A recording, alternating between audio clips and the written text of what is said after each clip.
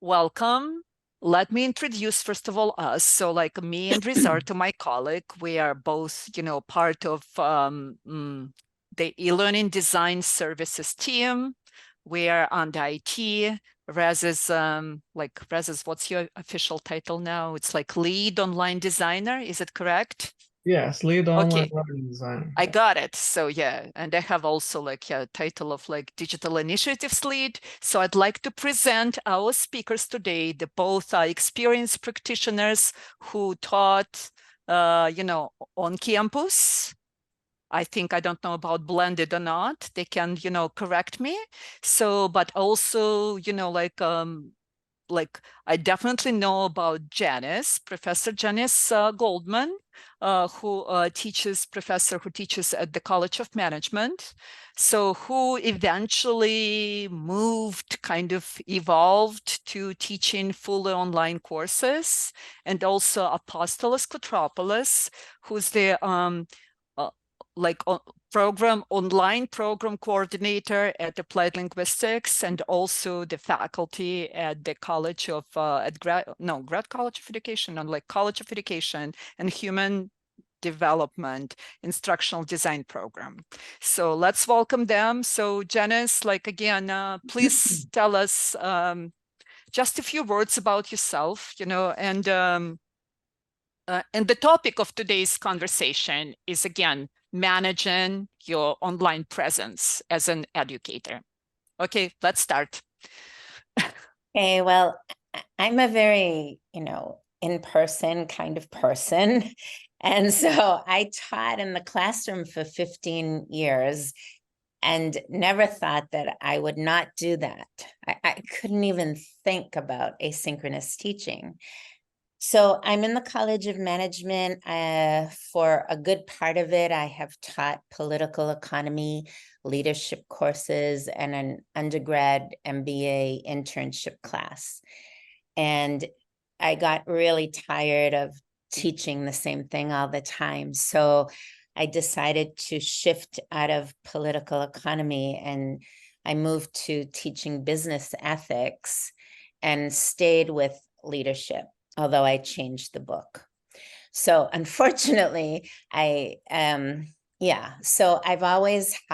have well, for me, they're big classes because they're writing requirements.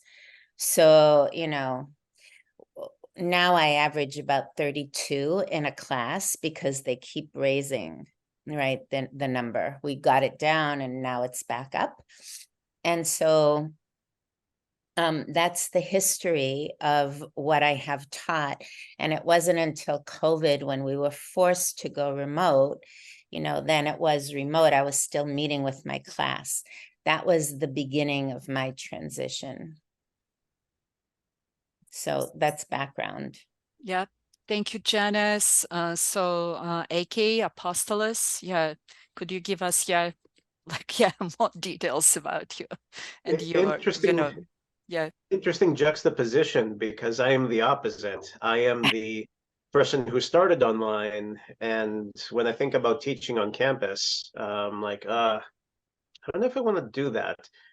You might not know this looking at me, but I'm very introverted. So when when I do things on campus, when I taught workshops on campus, it's kind of like being an actor and like putting on a face. And then when you're done, it's kind of exhausting. So, but when I'm online, I feel like I'm more myself. So, as Irene mentioned, I manage the online master's program for applied linguistics, just down the hall from psychology and history and anthropology in the McCormick building. Um, I have taught for instructional design since 2012. The world did not end in 2012, and I started teaching.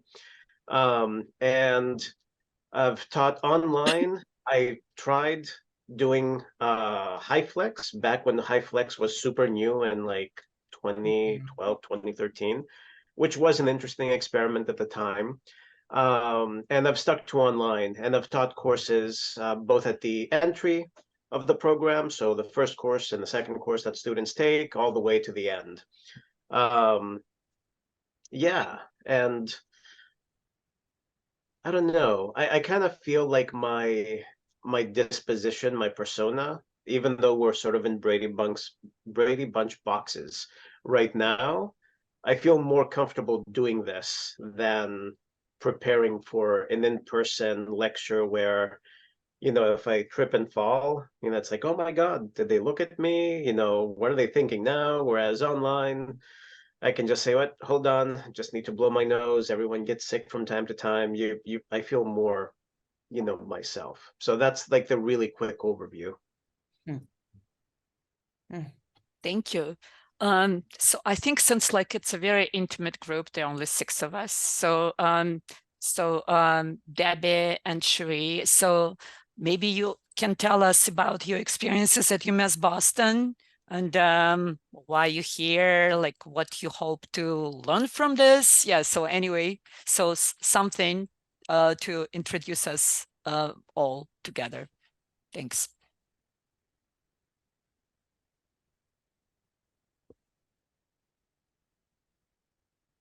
Well, I'm actually retired from teaching. I taught at UMass Boston for 36 years, I guess, mainly until the pandemic. No, that's not true, but mainly on site, often these very large lecture courses in psychology, but also small ones. I am more of an introvert than any introvert I've ever met. And so early in my career, since food was involved, I had to learn how to nonetheless get up in front of 250 students and have some kind of presence. That was difficult and it was stressful. And at the same time, it was fun. And so I continued teaching. I started teaching online before the pandemic. I think I was one of the first people in psych to develop some online courses.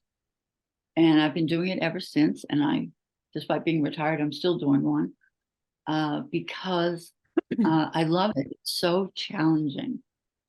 And the online presence is really challenging.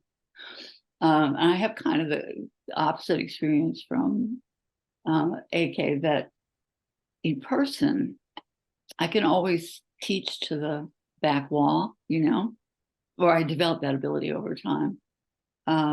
Online, remote, I really enjoyed a lot. Synchronous remote. Online asynchronous, I'm constantly feeling like, does someone have a question they want to ask? And how do I get them to do that? Why is no one coming to office hours? So I love online teaching because I have so much more to learn. Thank you so much, Cherie. Yeah. Debbie?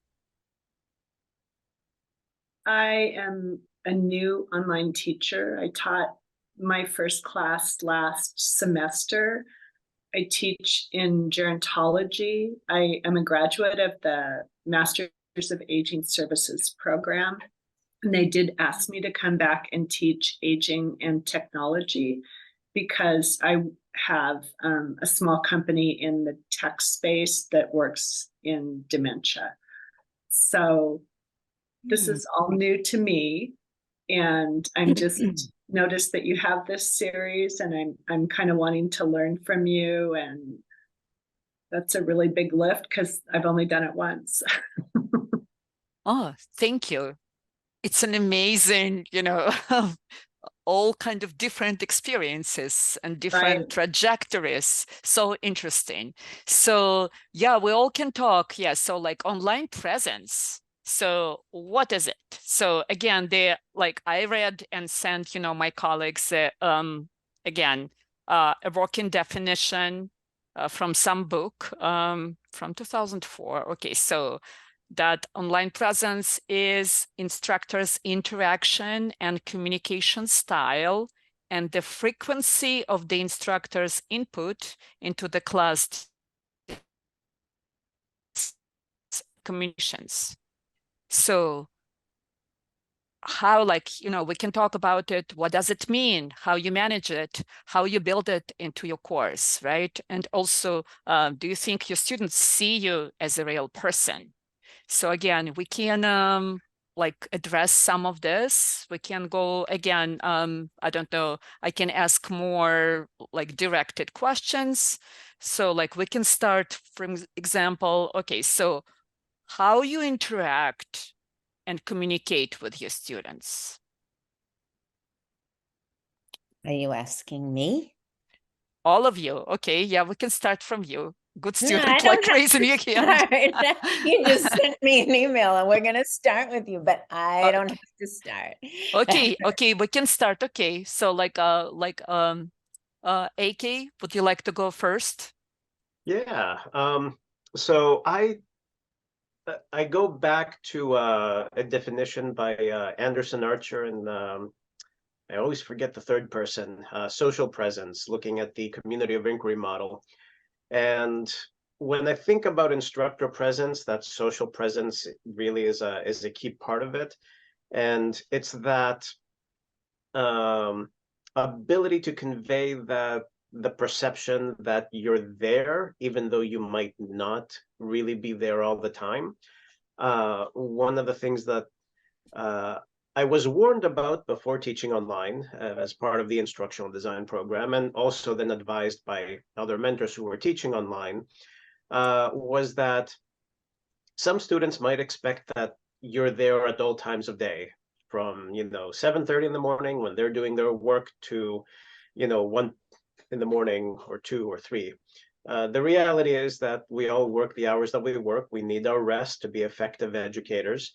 And we can't be there right at the time that the student emails or sends a text message, or whatever the mode of communication is. So how do we make it seem like we're there even though we might not be? So part of it for me is a designed element. So doing an instructor introduction, not just talking about what the course is, welcome to Instructional Design 601, this is what we're going to learn.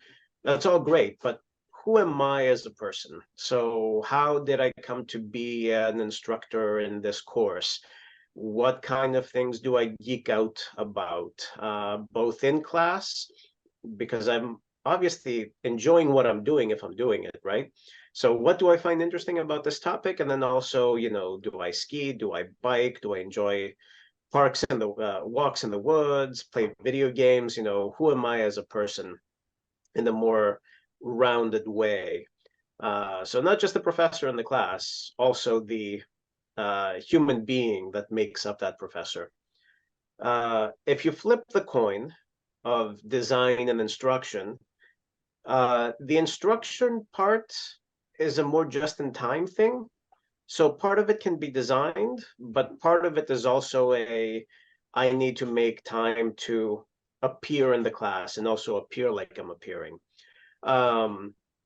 So I like being in the forums. I tell my students I'm a forum junkie. I have the forums open every day of the week, except Sundays. And there are times that I'm checking, and when I see stuff that's interesting, I go in and I kind of provoke the discussion.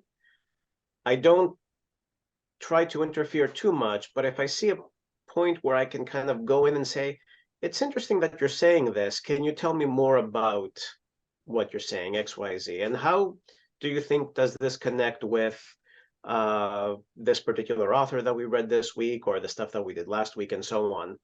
It's stuff that we do in face-to-face classes, at least things that I've experienced as a learner, when the instructor or the professor is there and then you have that conversation.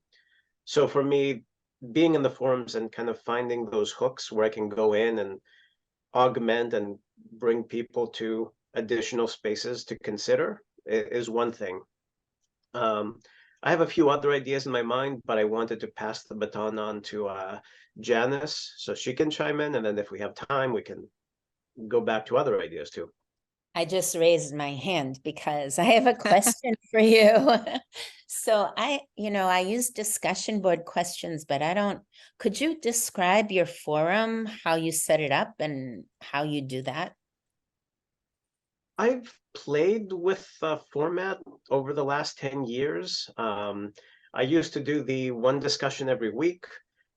In some other courses, I've tweaked it a bit, and instead of doing weekly modules, I did 2-week sessions where the content kind of stretched. It was like content for 2 weeks worth, but there was one forum to go back and discuss more. The discussions tend to be broad, so there isn't one answer that you can find in the textbook. I think this is also one of the better practices that's generally advised. And I try to ask students to connect something personal to them. So something that they see in real, well, learning is real life, but something that they see in their immediate environment, whether it's at work, at home, in the news that they're watching, global events, current events in the newspaper. So connect the theory into what you're doing out there in the broader world. And also try to connect to previous weeks. So as you are progressing through the course, you're developing this knowledge from all previous weeks. So I don't want them to forget what has come before. I want to reinforce that learning by saying, okay, so what are the hooks into previous weeks? How do you see things connecting? And how would you recommend for, let's say, future designers? You're in the driver's seat now as an instructional designer. What would you advise a junior that you're mentoring, a junior ID that you're mentoring? So those are the sort of connections that I try to help students come out from the readings and from their own experiences. That way, when they're sharing what's happening in the quote unquote real world, in the work environment, they tend to cross-pollinate ideas. So that's sort of the overall strategy there. So I totally embrace the content approach. I guess I was asking more structural because, I have close to 100 students. I give discussion board questions for the first 10 weeks. I answer everybody. Nobody else does that. I have a TA this semester. She's like, I've never seen a professor do this. It's a lot, it's time. So it sounds like you don't do that. You're able to create a structure and they have to respond to 1 or 2 other students, but it sounds like you're doing something different. Yeah. So there's another thing that I just remembered that I do differently. When I started teaching, I did the 0 to 100 or 1 to 10 points every week for discussion forums, and had a rubric, and then you kind of had to sit down and say, okay, did AK meet this rubric? Did Janice meet this? Did Irene meet this? Which is really time consuming. It's worthwhile to do that when you're a new professor and you kind of are trying to figure out how to be effective in assessing work. So having that rubric as a signpost for your own learning is a good idea. But the more you do it, the more you develop a more intuitive approach that, yeah, this passes, this mostly passes, but it could be better, and this one is, not up to par. So over the years, I changed my grading rubric to a check plus, check minus, and 0. So if you didn't submit anything, or it was just totally, one sentence that made no sense, you got a 0. Check minus is like, okay, you tried, you're not quite up to par, you can do better with the feedback that I've given you. And I try to focus my feedback on those students. Check, you're fine. Check plus is like, okay, I asked you to do 3 posts, you did 10, and they're all awesome. So I wanted to acknowledge that some students will go up above and beyond, but from A to B or C, so an A to F range is not going to acknowledge that. Yeah, I have the rubric. There's a minimum, that doesn't take me any time, but I write comments. So you're saying that you intervene and you go into the forum and you make a comment. So I'm trying to think, how can I restructure this so that I don't respond to them, you know, every one of them every week, right? It sounds like you have something better. It's more just in time for me. So I try to intervene a little earlier in the process and kind of try to help students think of a few different branches that they can go down and explore. In the early days when I was doing this, I was also doing a podcast every week. So at the end of the week, I would reread all the comments, and I would create an hour-long podcast and publish it Sunday night. People could listen to it when they went to work on Monday morning. And it would kind of summarize what happened in the forums, points that people brought up that people should maybe go back and read, and fill in some additional content. I will say that that took forever. A 1 hour podcast took me about 4 hours to do. So if you want to do that, just be aware that it's going to take a while. But for me, it was also finding who the students were who hadn't developed that academic fluency and trying to help them perform to the standard level of practice, and then sort of working my way up there. So instead of working on every student every week, identifying students who might have some issues and try to slowly raise everything throughout the semester. Okay, well, thank you. I just want to add that, like, you guys have different challenges. Janice teaches 3 sections. It used to be 4, so it's an improvement. It's now 3 sections of 32. And like you, AK, usually teach 1 class, I believe, per semester, with a very like much more modest enrollment, and this is grad level course. Yep. So when I started, Mhm. course cap was 25, sometimes 30, depending on the administrator who was enrolling students. But now it's really 15 for grad courses. And with the FSU contract, having certain stipulations, unless the course cap is increased, people can't over-enroll without instructor permission. Right. So Debbie has a raised hand, so yeah.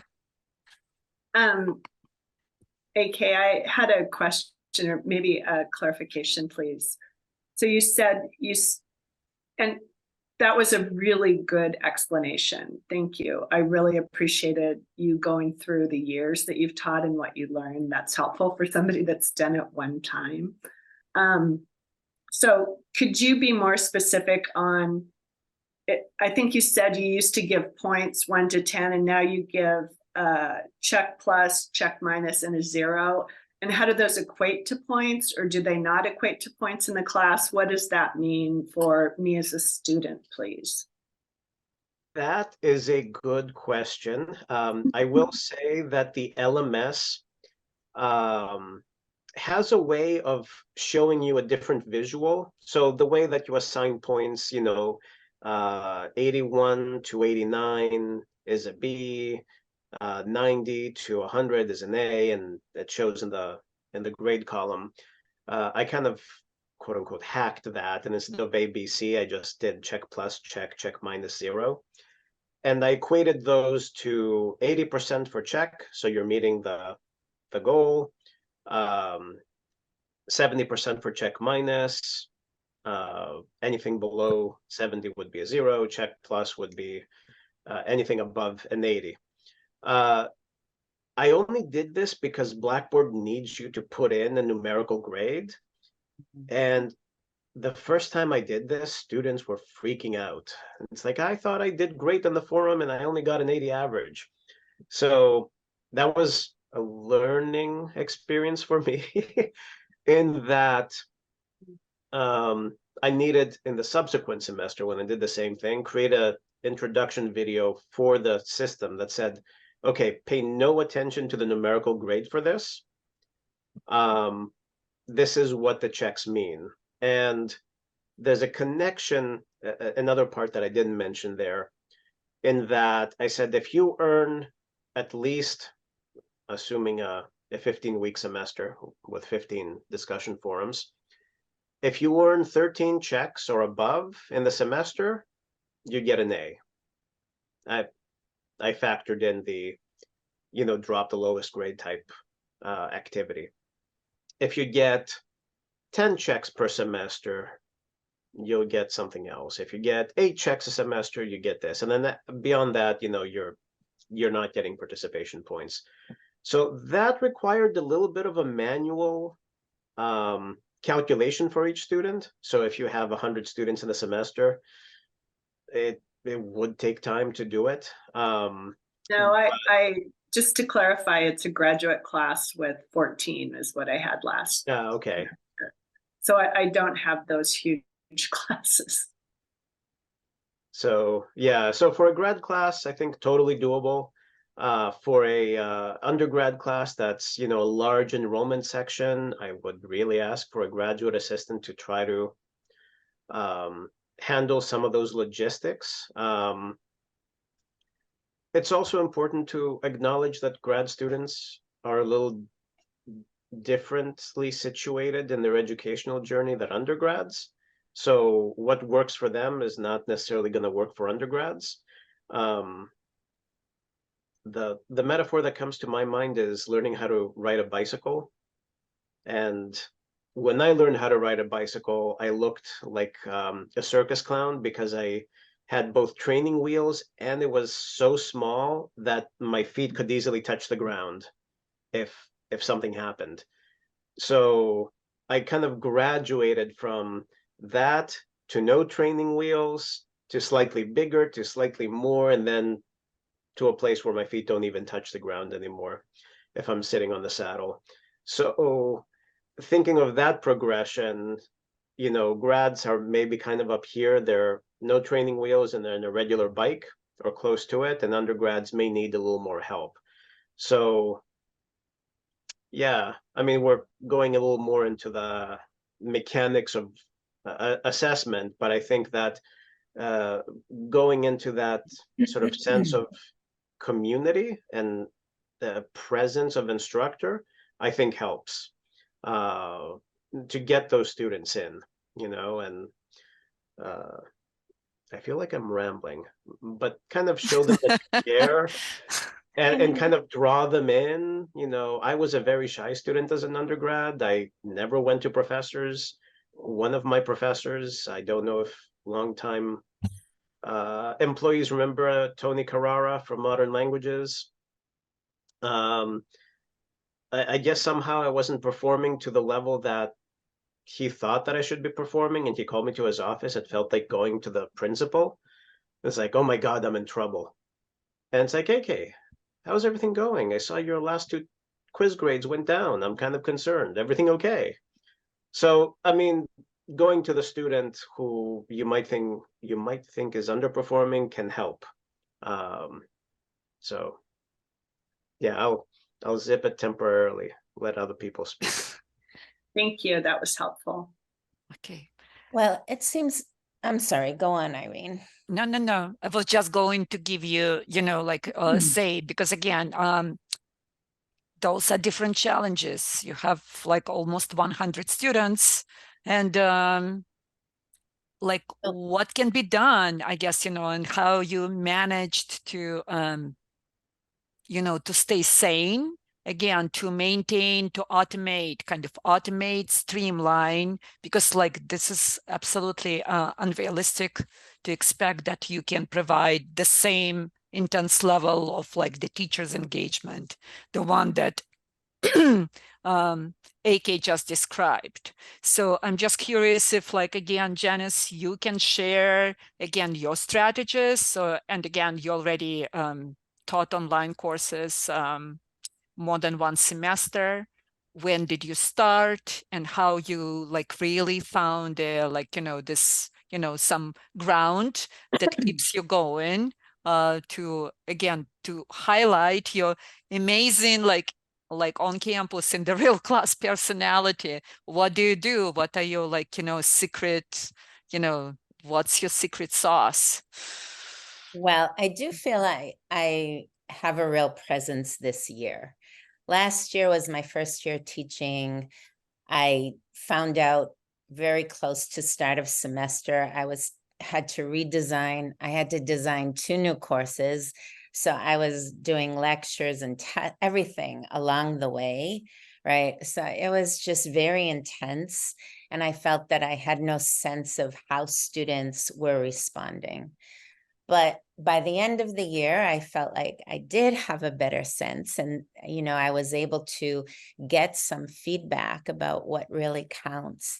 And what I found really counts that I do this year, or I've continued to do, is, it's as AK said, you introduce yourself, really let them know something about you. And then I show up every week. I mean, my weekly folder opens at 9 a.m. on Monday. And they also have a video from me, a voice thread. Welcome to the week. I'm so excited about what we're doing. And if there are current events that relate to the topic, I bring those in, because that's what I would do if I was in the classroom. And, some topics are just too sensitive to go into in a lot of detail. I can't, bring up the Middle East and just leave, dump something on students without a way to really talk about something so sensitive. So I'm very conscious of that. And I've been told from students that that really helps them to orient to the week, that they know what to look for. They feel like they have a human being to connect to. And, I used to write maybe 40 letters of recommendation a semester. I mean, and this last year, I really wasn't asked very much. And this year, it's happening again. So I know that they're connecting to me. I have to struggle with, how do I write a letter for someone I've never met? But I'm working on that. And then, I just, most people in my department, when they do discussion board questions, if you answer it, you get the credit. So I do that. They get 2 points if they give 2 answers. They get 1 if they only give 1, but they get my comments, they get my response to it. And then I find this year, what I have found is, students have a hard time following directions, no matter how many times I repeat, right? When it comes to the team project. So doing a team project in an asynchronous setting is so challenging. I mean, it's challenging in an in-class setting, right? Because students don't like team projects, but in this setting, it's even more so. So I really gave thought this year to how to minimize my headaches because I hated it. It was just, and so I think I found a way to create instructions that were more accessible, and I prompt them. They actually have to check back in with me about the team project so that I know that it is taking place. And if they have trouble reaching someone, I've made it clear that they need to tell me right away. So all that has been happening. They have tests, they have case studies, they have the team project.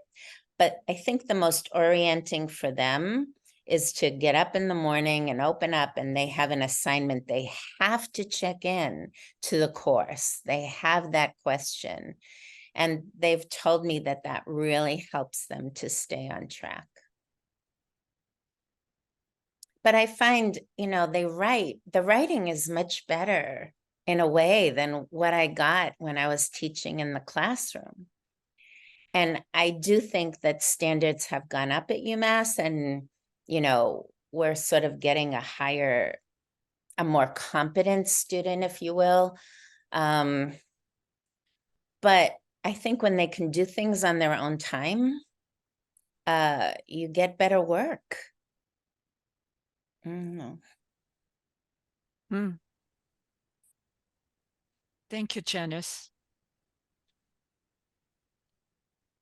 Cherie, would you like to add anything to that from your own experiences of teaching, being online educator? Well, I've used a lot of different approaches, different semesters. What I tend to do, and what I'm doing right now, I'm not sure how well it's working, but I'm curious about it and whether other people have used anything like this. For me, being an introvert and being older and socialized in a kind of academic world where you're very formal, you know, the professor is very formal and so on. I have never felt comfortable saying anything about myself other than, you know, my degree was from this school and my research specialty. But I have started doing like a voice thread, let's get to know each other the first week, and asking students to, you know, say a couple of things. And one just fun thing is some fact about you that we wouldn't necessarily know or easily guess. And I get the most fabulous stuff from people. It's really funny and fun. And you get a real sense of the person. And I've been thinking, shouldn't I be doing that too? Like adding, and then I think, well, what would I say? And I think, am I going to somehow take away from my authority? I doubt it, but I don't know. But one thing that I've been doing is sort of trying to separate personas. I use Pronto Chat and I duplicate almost everything in terms of announcements in Pronto Chat. And I chat with the whole class, but also with individual groups as they're doing their group projects. And in Pronto Chat, I tend to be more informal, and I'll post a goofy little GIF that has a, you know, rodent with a academic hat on and then say, good morning, folks, which I would never do in a formal space. But I have yet to have someone say, wow, you are not qualified to teach this course. So I haven't gotten any negative feedback, but, and that's interesting because in the classroom on site, I tended to be funny, just because I'm a little goofy. And that I found was a positive way of trying to connect, that I'm not some punitive person, I'm a human being, et cetera, et cetera. So I've been thinking about that and thinking about, is that a sign of psychopathology that I have these two personalities? Or is that a good practice? I don't know.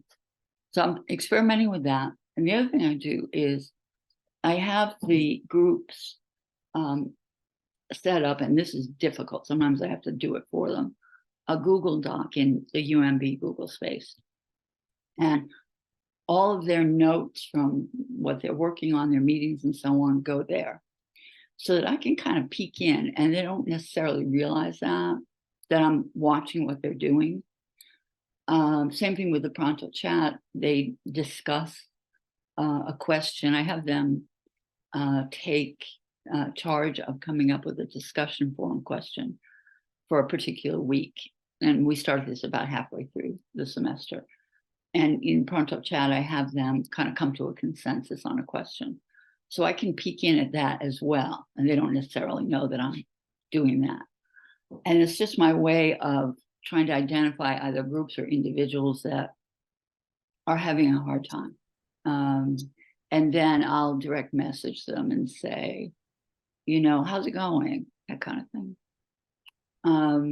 The other thing I've done, and this is so elementary, I can't believe it took me so long to figure it out, but you have this built-in thing in Blackboard where you can set a parameter. You know, students are 25% less active than others, or, you know, they've missed so many weeks or something like that. And there's an automated message that goes out. And Blackboard gives you this message, which sounds very draconian to me. You know, regular attendance in this course is required, blah, blah, and your grade is at risk, and blah, blah, blah. I used to send those out and I wouldn't hear anything from the students. And now I've edited it. So what goes out is, hi, I'm just checking in. Haven't seen you in class much in the virtual space. Just a little concerned. Is everything okay? I hope you don't have the flu or anything. You know, again, very sort of informal.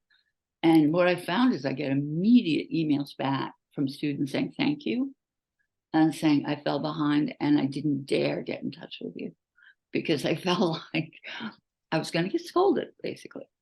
So that was like amazing to me, the difference that that made. Again, elementary, but there it is.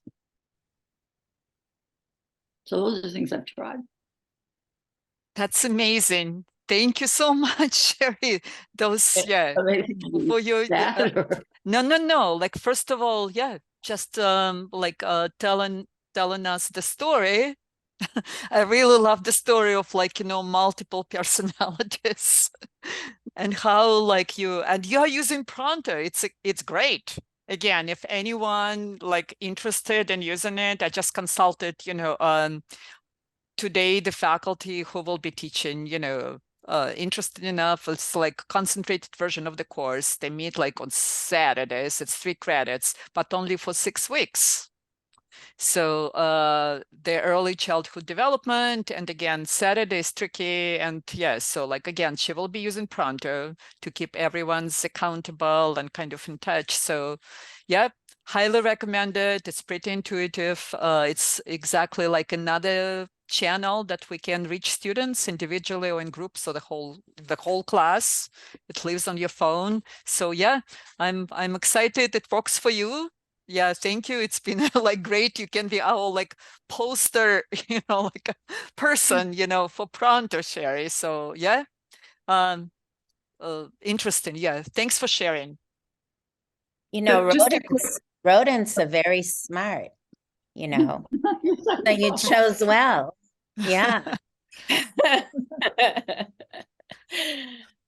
I'm sorry. Go. Yeah, no, Debbie.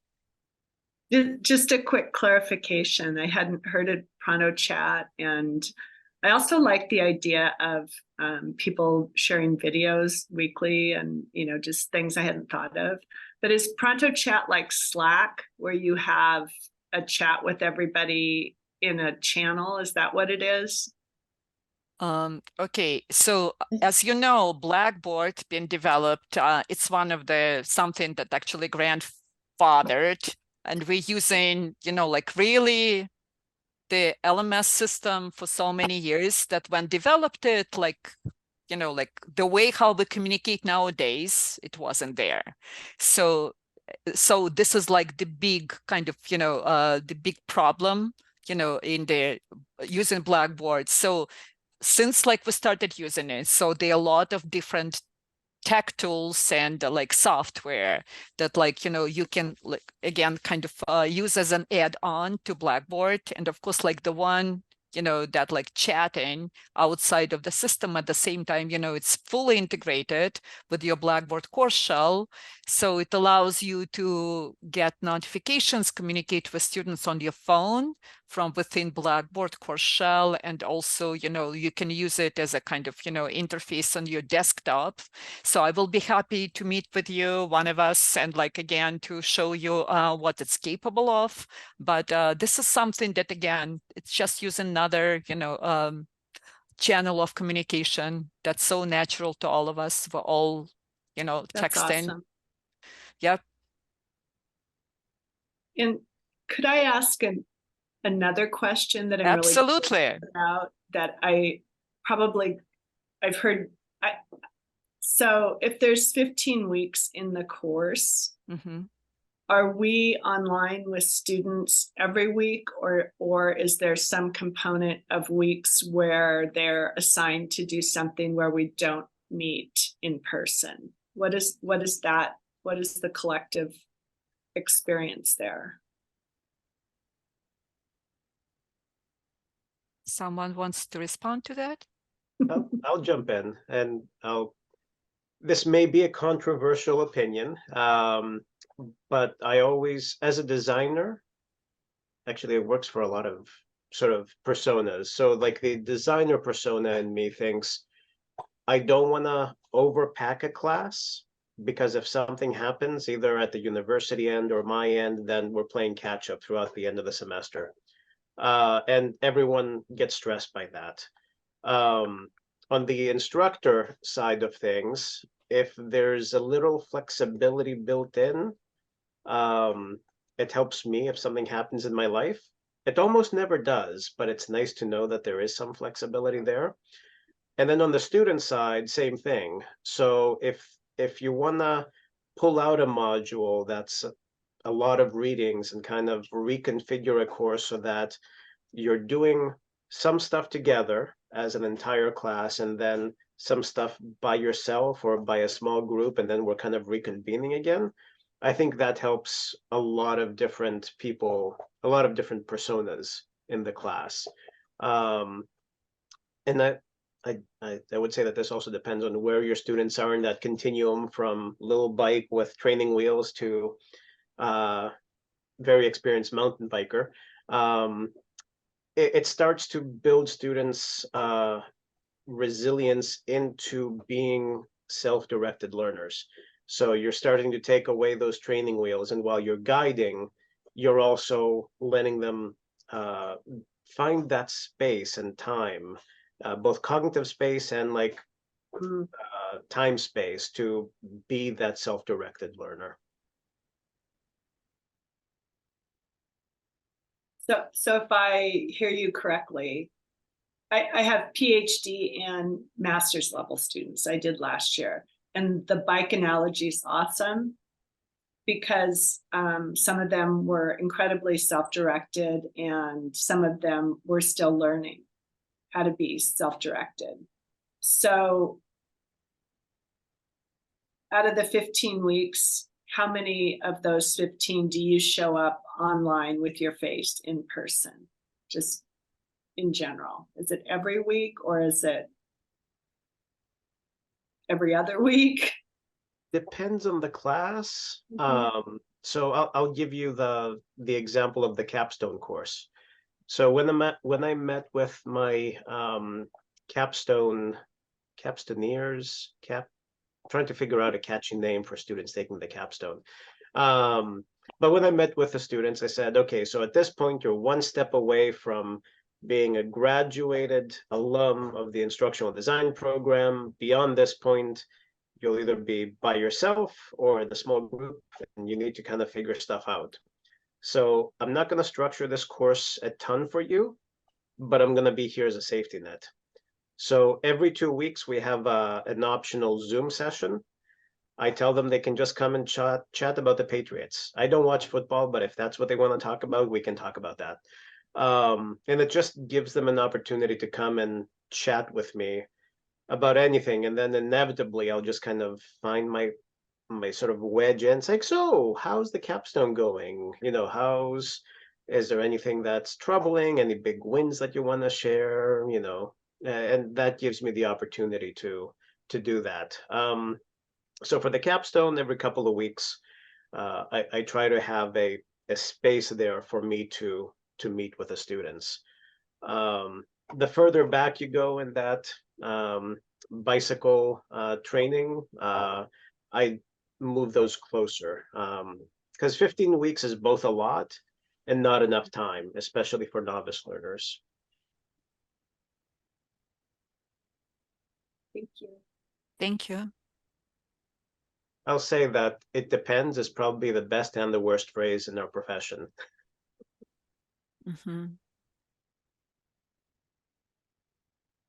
It's interesting. I offer sometimes Zoom meetings for students and within the asynchronous model. And especially when I first started, I was so nervous about what they were. You know, I felt like I had no contact. I was out in the galaxy somewhere. And other faculty had told me, you know, no one shows up to these. I mean, when they sign up for an asynchronous model, that's just what they want. They really don't want to see you. And, you know, I'd maybe get 10 or if I felt that there was a problem with an assignment, I'd make myself available so that they could come on. But I do find this year, it sounds like you're all teaching remote, so you're synchronous with students, and asynchronous is just so different. But I asked them to write about their online experience in the beginning, and we share a lot of things, and they are this group very comfortable with it. It's truly what they want. They like the time and space that they have. They are more self-directed than I have seen, even though they don't have skills in maybe doing the research that I want, or and I'm one who doesn't like to be bored. So, I try to mix up the content with films and videos and, that kind of a thing. So, yeah, it's very different, this asynchronous model. Very. I think our society is becoming more acclimated. I don't know if that's good or not. I'll mention that most of the courses that I teach are asynchronous. And even though I don't compel students to come to the live sessions, I try to make it as, I don't want to say welcoming, but less intimidating. So I think back to that experience that I had where it's like, oh my God, I'm being called to the principal's office. Even though that wasn't the intent, and then I learned that afterwards.